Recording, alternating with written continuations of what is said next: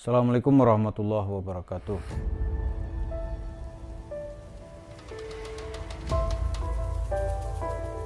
Para pemirsa, ini sekarang kita lihat Yusuf Mansur akan menjadi caleg untuk DPR RI dari Partai Perindo dengan dapil Jakarta Timur.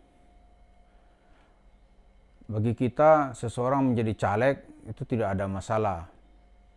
Menjadi anggota legislatif itu adalah hak politik setiap warga negara.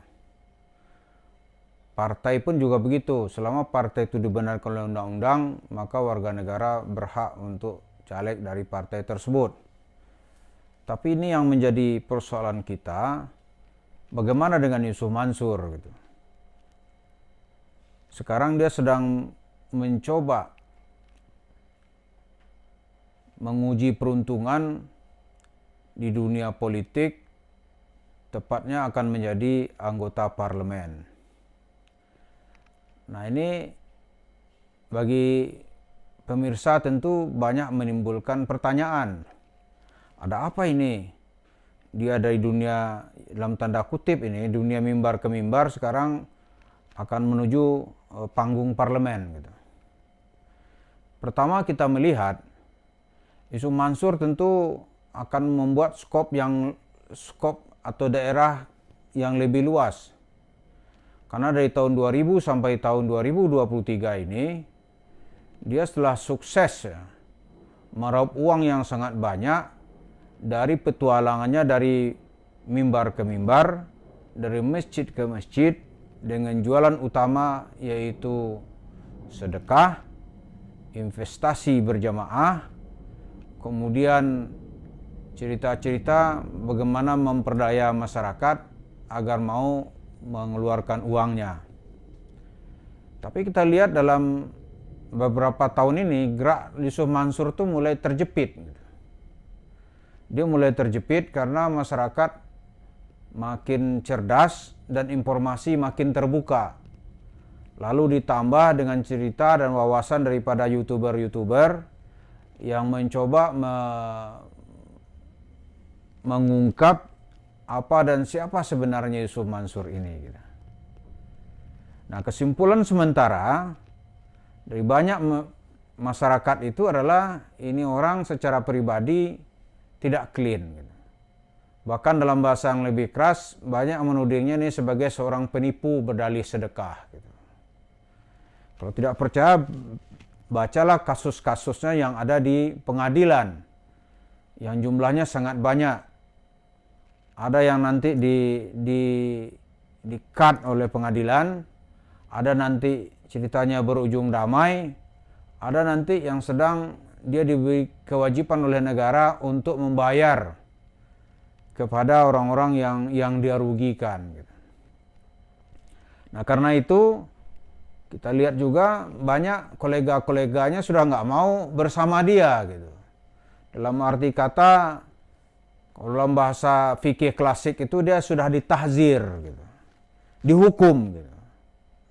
Sehingga ruang geraknya di dunia perustatan itu makin terjepit. Karena itu sekarang dia mencoba langkah berikutnya masuk ke dunia politik. Nah, bagi kita tentu tidak ada masalah juga seseorang masuk ke dunia politik. Saya juga pernah menjadi politisi gitu. Walaupun kelasnya mungkin tidak sebesar kelas Yusuf Mansur. Tapi kita lihat respon ya. Nanti kalau dia menjadi caleg, benar-benar terjun sebagai caleg gitu. Tentu respon masyarakat akan beragam. Kalau di masjid orang lebih banyak manusia-manusia sabar gitu. Manusia-manusia yang sudah menyerahkan hidupnya kepada Allah. Jadi dia ditipu, ya biar nanti di akhirat juga diterima. Paling begitu. Ditipu dia sampai habis-habisan, paling tinggi diajaknya orang bermubahalah gitu. Bermubahalah, bersaksi bahwa dia sebagai seorang penipu, sebagai seorang telah merugikan orang lain. Nanti di dunia dan sebentar lagi efek mubahalahnya nampak, dan kalau tidak nanti di akhirat diterima. Paling itu orang-orang di masjid. Karena jemaah-jemaah masjid ini adalah orang-orang lurus, berpikir sederhana, dan orang-orang jujur. Gitu. Dia kasihkan uangnya mungkin tidak pakai kwitansi. Ya, ini menjadi senjata Yusuf Mansur yang paling efektif karena kekurangan alat bukti. Karena di pengadilan itu orang kan bicara alat bukti gitu. Walaupun saksi-saksi banyak gitu. Tapi alat bukti tidak ada, itu akan jadi kalau Yusuf Mansur dia akan berani bersumpah atas nama Tuhan kah, atas nama Nabi kah, atas nama apapun bahwa dia tidak melakukannya gitu. Sekali nanti di dunia politik nggak ada cerita-cerita begitu. Karena responnya beragam, ya masyarakat itu bisa melakukan tindakan-tindakan kekerasan. Ini saya bukan memprovokasi gitu. Lihat contohnya ya. Mungkin para jemaah sekalian ini masih ingat gitu. Bagaimana misalnya ketika terjadi kisruh ya. Nasibnya pimpinan partai dulu namanya Suryadi. Kemudian partai-partai yang dia tinggalkan itu dikejar oleh massa yang tidak menyukai dia itu sampai dia tidak berani muncul ke permukaan. Ketika terjadi penembakan 5 mahasiswa Trisakti pada bulan Mei 1998, dia mencoba mencari panggung gitu. Itu dilempar oleh mahasiswa. Dilempar dan dikejar gitu. Karena dia dianggap sebagai bagian dari Orde Baru yang sedang mencoba menyelamatkan muka. Nah, kembali kepada cerita Yusuf Mansur ini, apakah nanti masyarakat responnya akan sama dengan respon jemaah yang ada di masjid? Saya hakul yakin mengatakan tidak. Karena masyarakat politik itu sanggup melakukan respon yang lebih keras gitu. Ya, dia tidak terima itu lah nanti soal-soal akhirat nggak ada. Itu bisa ya mereka berani datang dan bisa menurunkan seseorang juru kampanye ketika sedang berorasi. Itu biasa gitu.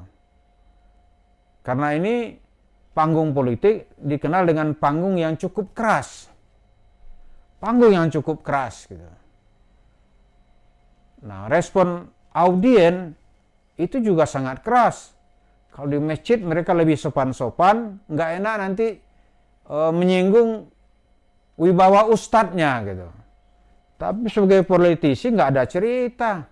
Lihat aja di media sekarang itu. Mana ada menteri yang nggak berani dikritik orang semua. Bahkan presiden sendiri orang kritik. Itu menunjukkan masyarakat ya tidak ada pakeuhnya kepada orang-orang yang dianggap tidak sesuai dengan keyakinan dan aspirasi politik yang ingin dia sampaikan. Gitu. Nah, ketika Yusuf Mansur masuk ke dunia politik, tentu dia berharap untuk mendapatkan duit ini lebih gampang gitu. Kalau dari masjid ke masjid itu untuk pribadi. Dia merasa tidak cukup. Sekarang masuk ke dunia perpolitikan gitu. Nah, di dunia perpolitikan tentu alat kontrol negara juga sangat ketat gitu. Dia macam-macam nanti nggak ada mau 1000 Al-Fatihah kayak mau 1000 doa kayak nggak ada cerita. Begitu nampak alat bukti ya nggak ada. KPK pasti akan mencokok orang-orang yang dinyatakan atau terindikasi melakukan pelanggaran hukum. Jadi mari kita nantikan ini tahap awal Yusuf Mansur telah terdaftar sebagai daftar calon sementara gitu. Berikutnya akan kita lihat fase dia bagaimana mengembangkan jurus-jurusnya setelah sukses mengembangkan jurus sedekah atau meraup uang di balik label-label sedekah gitu. Memperdaya masyarakat di balik cerita-cerita agama. Nah, politik tidak ada cerita-cerita agama itu. Mau 1000 sedekah, mau 1.000.000 Al-Fatihah, begitu terindikasi pasti akan dihukum oleh massa gitu. Terima kasih. Assalamualaikum warahmatullahi wabarakatuh.